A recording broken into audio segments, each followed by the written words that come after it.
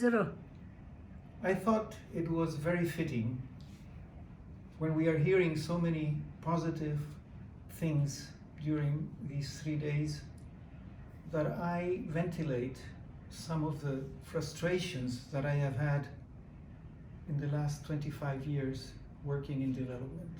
That's why I have called this paper today Frustrations of a Long-Time Activist.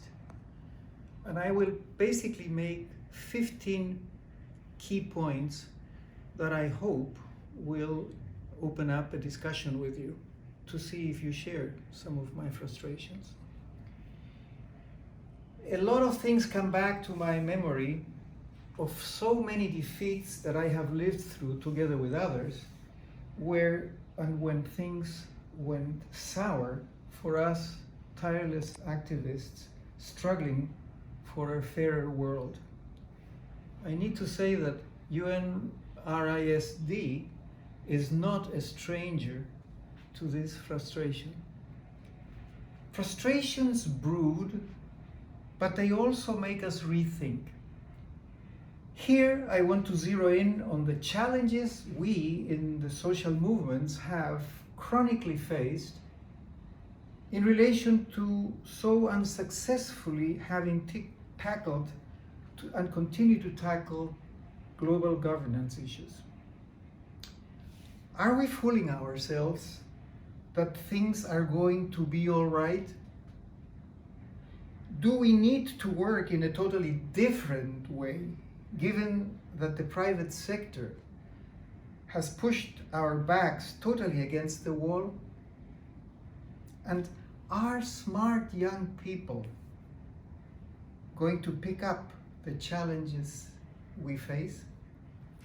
Second, let's bring in some relevant issues to mind. As public interest civil society organizations, or PICSOs, and social indigenous movements, we forever seek meaningful participation in global fora beyond voice in an effort to influence and strengthen the decisions that can lead to lasting, legally binding changes.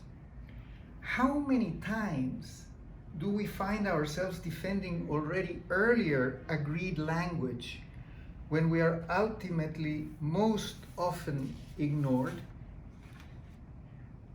Third, but we keep trying. And I participate, you participate, he or she participates, we participate, but they decide.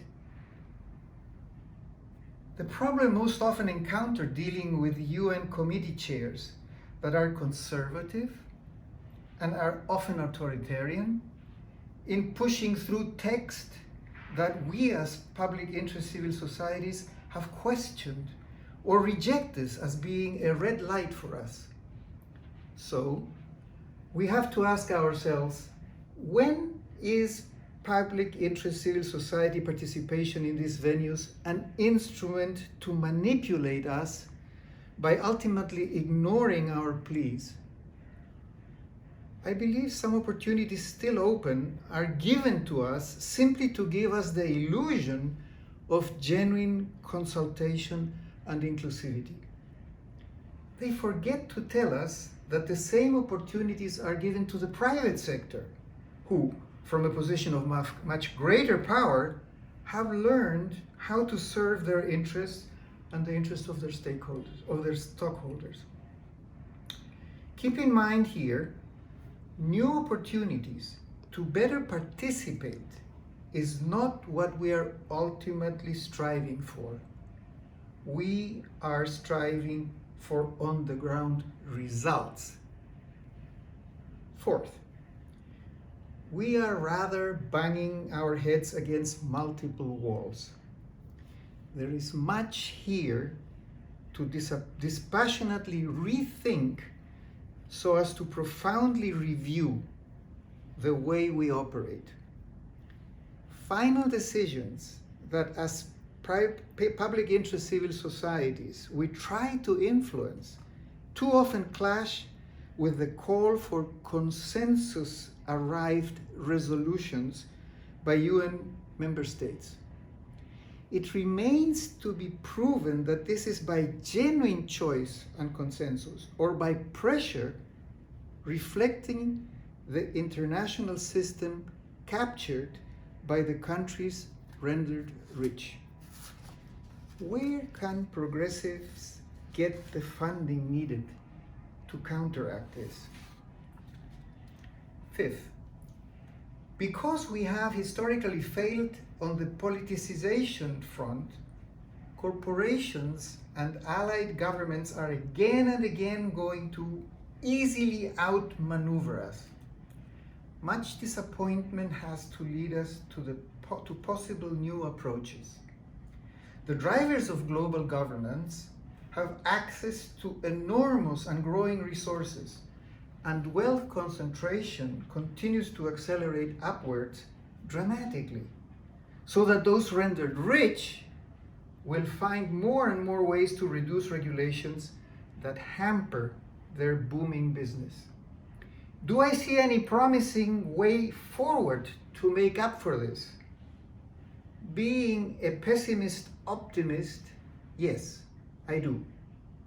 But member states' consensus resolutions ignore civil society well-reasoned inputs, so that at the end, these inputs end up making little or no difference.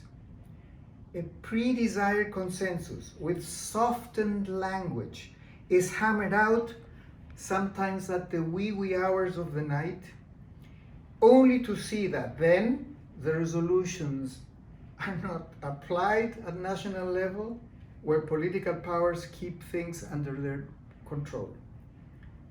Sixth, make no mistake, what we are talking about here is about the need to demand the overruling of anachronic procedures and rules so as to genuinely democratize the UN agencies.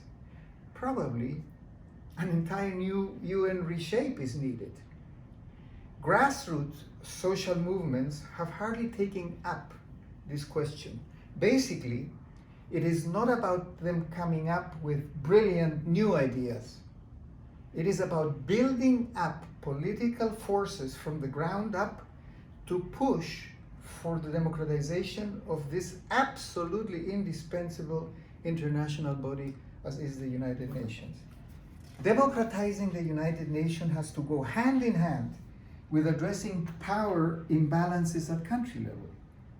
Otherwise, and among countries, otherwise it will lead to just more tinkering with pat solutions. Seventh, additionally, at the base of our frustrations is the fact that time has allowed corporations to creep in to advance their positions through public-private partnerships within and outside the UN system, allowing them to act with impunity so that the power of special interest ends up being far greater than that of the member states and of public interest civil societies. Yes, multilateralism is under attack by corporate capture. These developments have culminated in a privatized multi-stakeholder space we need to forcefully denounce and dispute. 8. When discussing human rights issues in so many relevant UN and other international fora, country delegations from the Global South are poorly informed and poorly staffed, so that they often flow with the Joneses, as if they do not realize or care when things, the way they are going, clearly go against their national interest. Public interest civil societies are much better informed and prepared than, I would say, 2/3 of the member states' delegations. But we cannot forget that most civil society organizations and individual activists are facing shrinking operational spaces. 9th, I have very often used a mechanism to explain what is happening by what I call the shish kebab mentality. All of you probably know what a shish kebab is. It is something we use in our barbecue. And it has several morsels of meat or anything else, vegetables, in a skewer cooking. Now, in my example of the shish kebab mentality, each of the morsels represents one special interest group of civil society. Some are interested in abortion, others are in environment, the third one's in habitat, other about water and sanitation, and they are all progressive people. They are doing quite a big job within their own silos. What they forget is that the skewer goes through all of them. And what the problem is that they spend most of their time resolving the technical and or social problems of their silo without forgetting that if they spend more time on the problems of the skewer, then many of the problems they have individually as specific topic interest groups would be solved in the system if the system is changed. So what I'm saying is that the problem is the skewer. In the structural determinants, or if you wish, the common systemic drivers of the problems running through each morsel. These are linked to the prevailing neoliberal system that is at the very core of each of the morsels.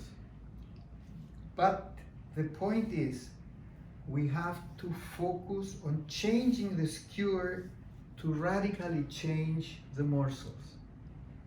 So the morsels have to first come together as a collective to understand this.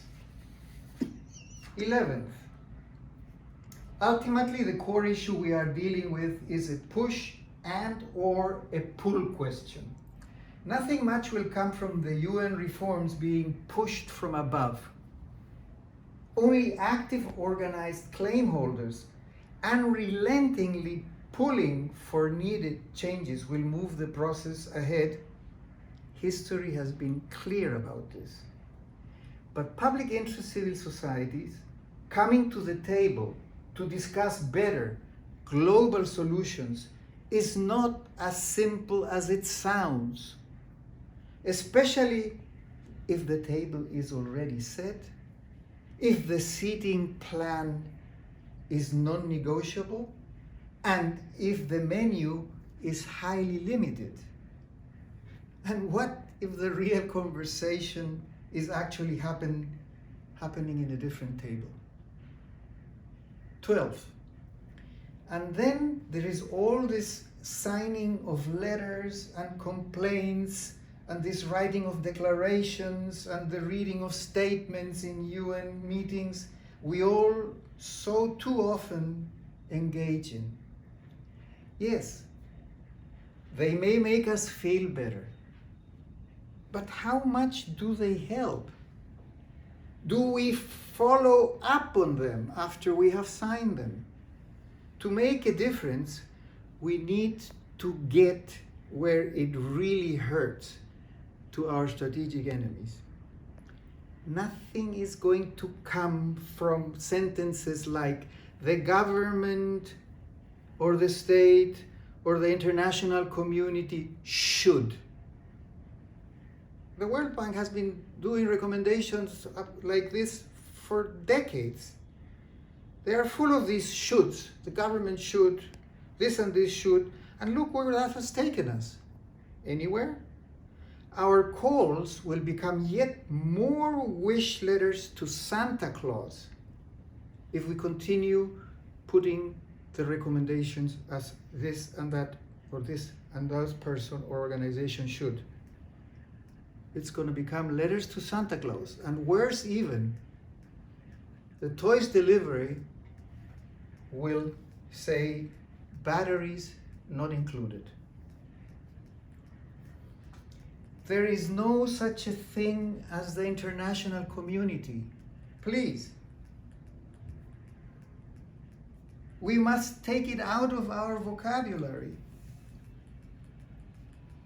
unacceptable passivity has characterized the attitude of the international community in embarking in decisive human rights and development work.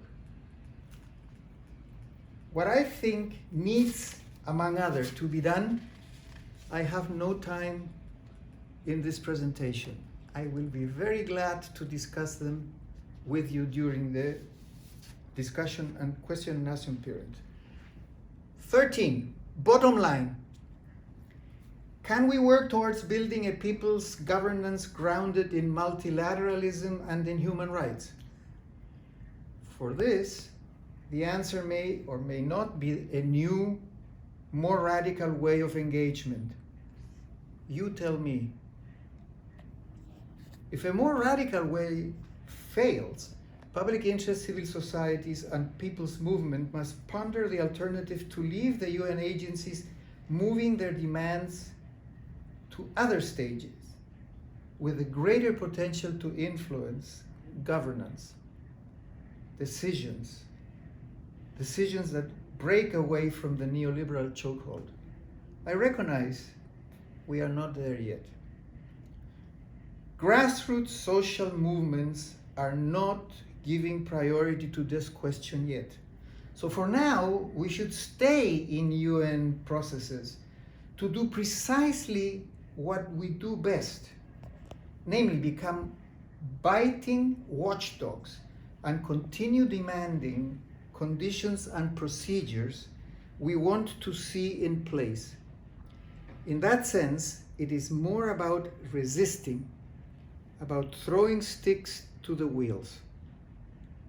To finalize, on a more facetious note, I will read you something in Spanish that is very easy to understand, or you can have it translated. En un café de Madrid, escuché esta conversación que mostraba un gran pesimismo, pero ningún dramatismo.